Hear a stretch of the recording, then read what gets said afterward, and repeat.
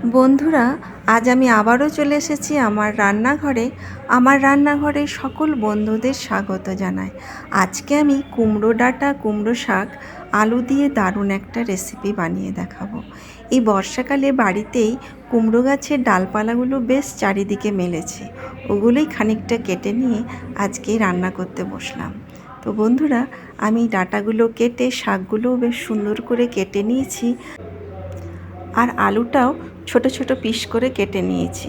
পেঁয়াজ কুচি করে রেখেছি।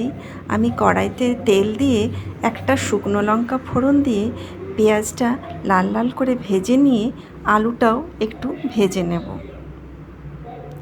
আলুটা একটু ভাজা ভাজা হয়ে গেলে আমি কুমড়ো ডাঁটা আর শাকটা দেবো এর সাথে। এই সবজিটা খেতে কিন্তু দারুণ লাগে। আলুটা ভাজতে ভাজতে আমি পরিমাণ মতো নুন আর হলুদ দিয়ে দিলাম। নুন দিয়ে দিলে আলুটা খুব সুন্দর সেদ্ধ হয়, ঢাকা চাপা দিয়ে রান্না করতে করতে অনেকটা সেদ্ধ হয়ে যায়, তাই নুনটা দিয়ে দিতে হয় আগে থেকে।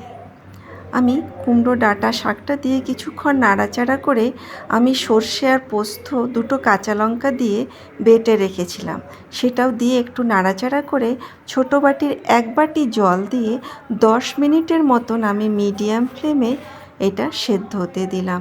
সেদ্ধ হয়ে গেছে বন্ধু। 10 মিনিট পর দেখুন খুব সুন্দর রান্না রেডি হয়ে গেছে আমার কুমড়ো ডাঁটা শাকের এই রান্নাটা কিন্তু গরম গরম ভাতে খেতে খুবই সুন্দর লাগে। তো বন্ধুরা, কেমন লাগলো আমার এই রেসিপি জানিও, আর আমার যদি ভিডিও ভালো লেগে থাকে তো লাইক শেয়ার করো।